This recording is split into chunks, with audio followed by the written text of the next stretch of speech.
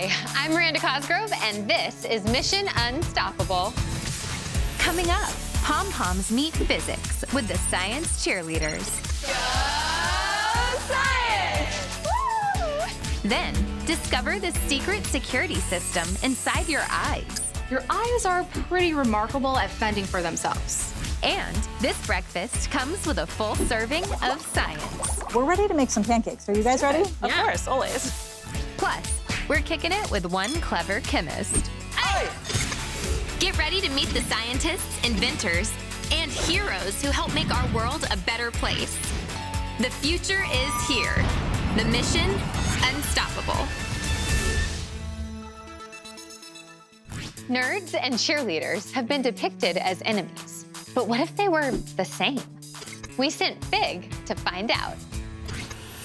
The infrastructure that surrounds us is built to be stable and safe, withstanding constant forces like gravity, as well as forces that can change, like wind or traffic.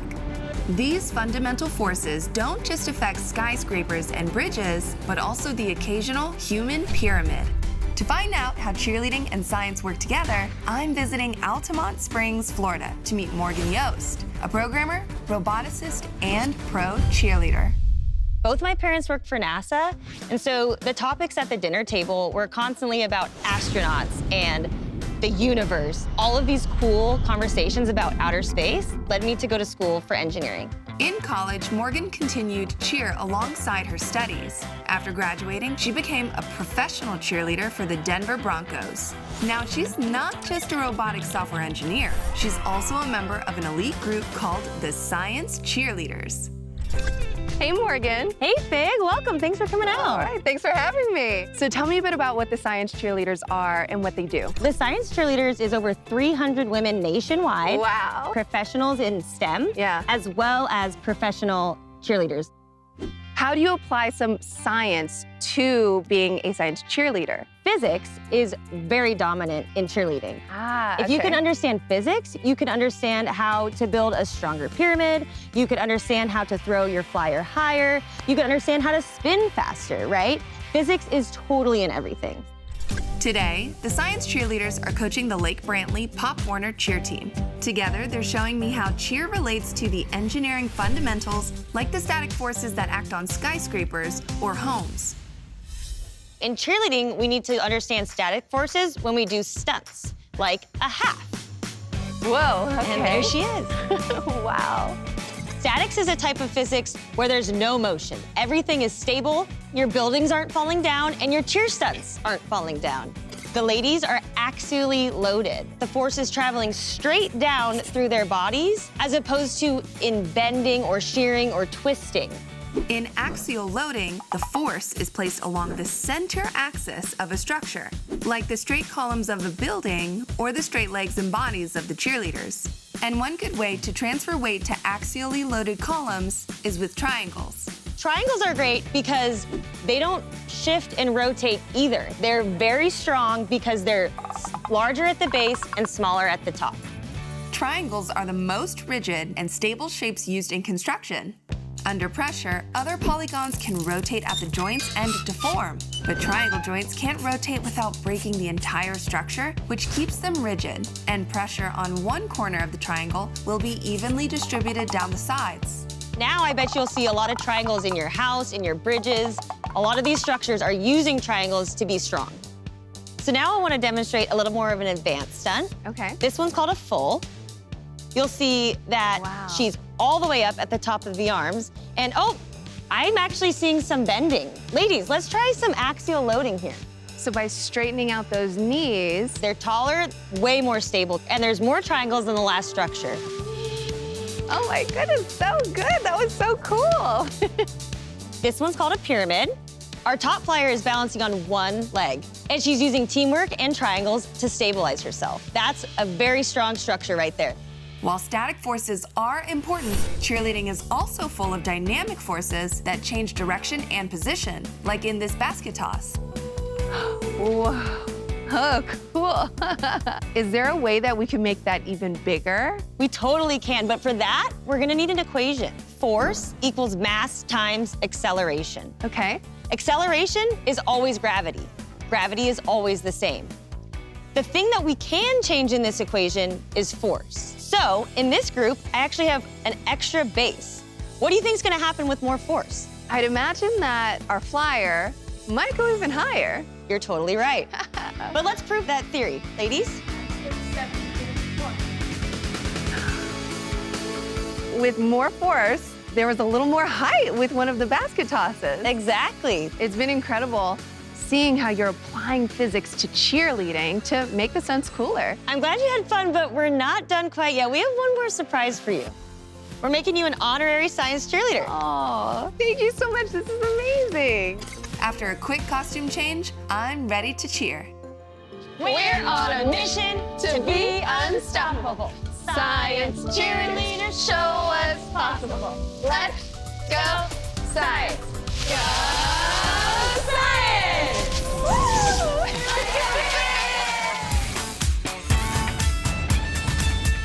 They say that eyes are windows to the soul. I don't know if that's true, but wouldn't it be cool if the window to your soul had its own special immune system? Take a look. Think of your immune system like a one-size-fits-all top at a store. Sure, that mannequin slays, but will the same top fit you, your bestie, your first cousin twice removed, and your Pomeranian the same way? Probably not. Hi, I'm pharmacist Dr. Harini Bott, and I love to yap about health and biology. Welcome to Bott's Biology Corner. Also, I've gotta say, I'm a doctor, but I'm not your doctor. This info is not a substitute for professional medical advice. But it might help you ace your biotest. First things first, what is an immune system? It's your body's personal security network that protects against dangerous pathogens like bacteria, parasites, and viruses. Its main objective is to keep invaders out of your body or destroy the sneaky ones that do find their way in. It works by using two main defensive structures, innate immunity and adaptive immunity.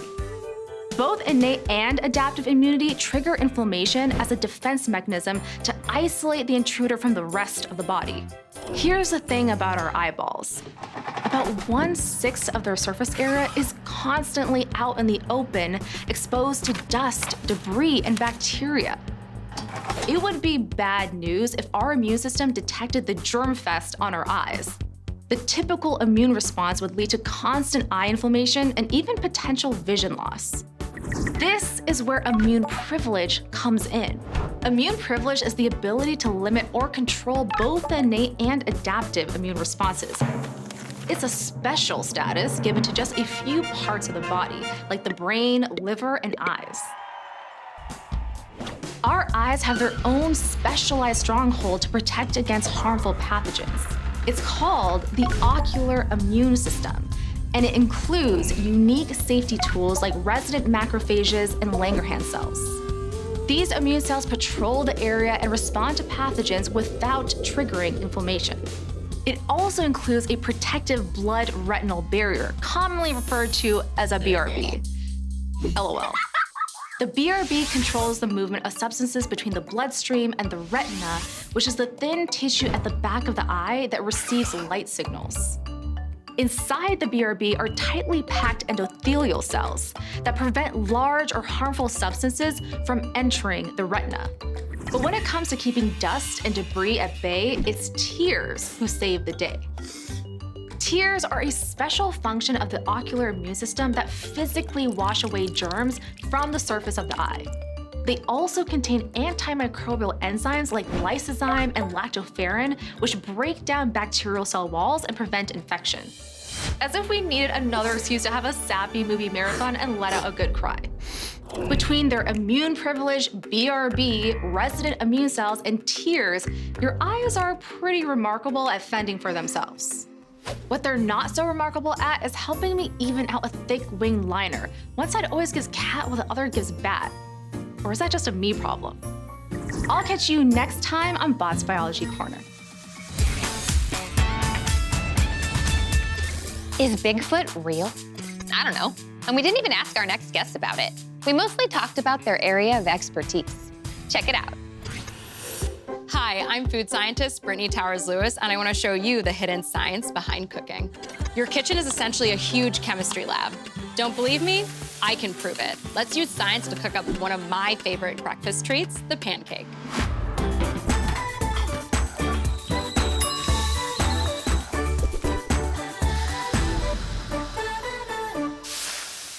I'm here at the Good Housekeeping Institute and Test Kitchen with my friends Nicole and Kate, and we're gonna show you how science can help you fry up your fluffiest flapjack. So let's just dive right in. What makes a fluffy pancake? It's all about the bubbles. There's gonna be bubbles when we cook, but the first bubbles are gonna happen right in our bowl. We've got the Good Housekeeping pancake mix. Unbleached, all-purpose flour, a little bit of salt in here, baking soda, baking powder. How baking soda works, sodium bicarbonate, it creates carbon dioxide, which gives the lift of the pancakes. You remember those volcanoes that you made in like elementary school? Yes. You add baking soda to vinegar. Vinegar is an acid, and it creates that huge explosion of a volcano, essentially making carbon dioxide the reaction. Baking powder is actually baking soda with a little bit of acid. Together, they give you the best leavening. We also need some wet ingredients. So we're gonna use 1 egg for this, and we're gonna crack it right into the bowl. And then we're actually gonna combine the milk right in here so that all of our wet ingredients are together. Eggs actually help with the structure of food, so that's also gonna contribute to the height. That liquid is actually gonna help bind all the ingredients, and we're gonna get to start forming gluten, which is actually protein in flour. A little bit of gluten is important, but we don't want to form a ton of gluten in pancakes. Gluten, great for bread. Makes like nice chewy bread. We don't really want chewy pancakes. This is oil. It's canola oil, vegetable oil, but you can also use butter. We definitely need a fat. And we're adding it to the liquid, so this way when we add the liquid to the dry ingredients, they're already mixed together. When we add the liquid, that'll start to activate that baking powder and baking soda. If you ever notice when you're in the store and you buy baking powder, it says double acting. So it's usually starts reacting when you add liquid and then starts reacting when you add heat. So when we start cooking the pancakes, they'll make them a little fluffier. I wanna definitely get into like not over mixing our batter. Once you overmix, you're going for tough pancakes. This batter doesn't need to rest. It is ready to roll. I am like notorious for always trying to cook things before the pan is ready. Right. So how do we know when we're ready to put the batter in the pan? When cooking in general, the temperature of your pan is really important. So this is an infrared thermometer, and we are going to get the temperature right at the center of the pan. Once we get to that 375, we can put them in, or there's even a trick you can do without a thermometer. Grab a little bit of water, and I just sprinkle it in the pan. And if you can see and hear that, the water kind of dances around the pan and then disappears. We're ready to make some pancakes. Are you guys ready? Of course, always. We are gonna go straight in the center where we have the most even heat. As we're cooking the pancakes, the water and liquid's starting to evaporate, and the edges are starting to get set. The starches are starting to gelatinize, which creates like that texture. This is where the chemistry is happening.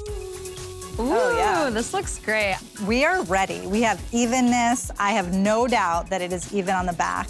I think we have to taste this. And it looks nice and caramelized. Do you feel like you need a little maple syrup? Just a little drizzle. Perfect. You said little, and I went all in. So we see like the air pockets and bubbles that were formed when we cooked the pancake. I'm so excited to eat this. Nice and light. Tender is something I feel like you also are looking for when you're talking about texture. It melts into my mouth, like truly. And it has all of the other things that I think that we want in a pancake. I'm going back in. And then do I get the last big bite? Yeah, you can have the last big bite. Thank you so much for helping me make these pancakes and showing how science can make us a fluffier flapjack. See you next time. You might get a kick out of this next segment with chemist and martial artist Janice Louie. Meet Janice Louie, University of Utah chemistry professor and martial artist, who is not only breaking boards, but also the stereotypes that exist around chemistry. A lot of people think that if you are into science, you're not into sports, and vice versa, but they actually go hand in hand.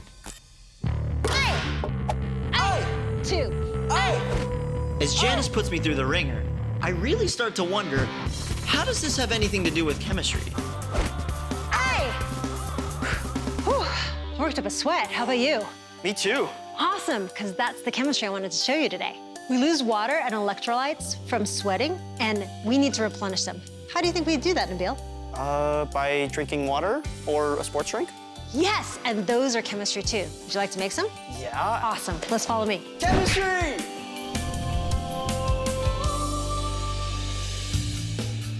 Whoa. Welcome to my dojang laboratory, Nabil. This looks awesome. Well, we're gonna make some sports drinks, but first, what do you think a sports drink is, Nabil? Water with a bunch of stuff dissolved in it? That's good for you? Absolutely, you just described what a solution is. A solution can be a gas, liquid, or solid. The air we breathe, the gasoline we put in cars, and even steel are all examples of solutions. So, pop quiz. Do you know what an electrolyte is? Oh, well, I know that they're like salts. Absolutely. You said the magic word, salts. So they're charged molecules. That means these sports drinks conduct electricity. What? The positive and negative ions that make up salt create a pathway for electricity to flow. To demonstrate this, we've created a device using a battery, a Christmas light, and tin foil. Since electrolytes carry electricity, if the light glows, the solution has them. I guess that's why they call it electrolytes. Janice explains that you can't just dump any solid into a liquid and call it a solution. Watch what happens when we pour sand into water.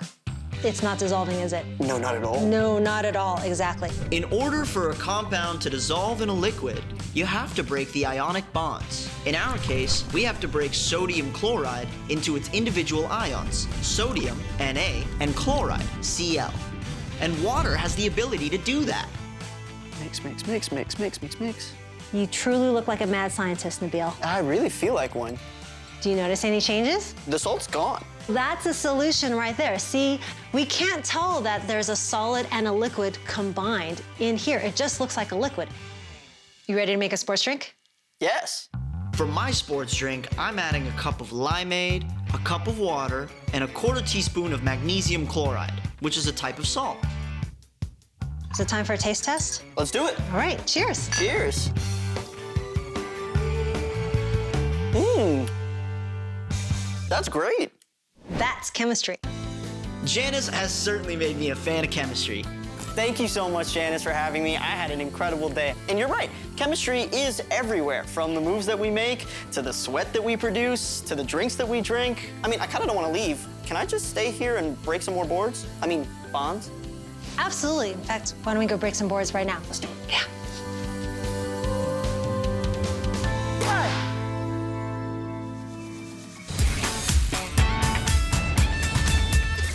Welcome back. Before we go, we have one last thing. Everything is a skill that can be learned, and with hard work and passion, you can totally do it all. So keep pursuing your dreams. You have to fail to learn, but that doesn't mean that you don't have what it takes. That's it for this episode of Mission Unstoppable. Sorry the clones had to cancel for a family emergency. They are beside themselves. Bye.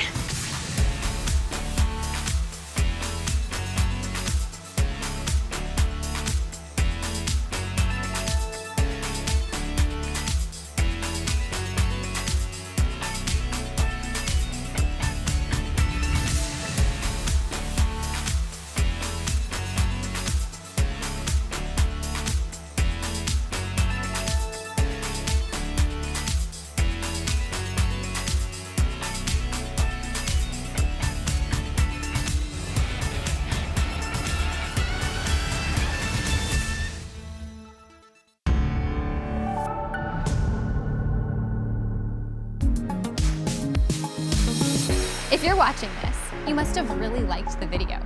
Make sure you follow and subscribe, and check out these other videos that are even better. No, really.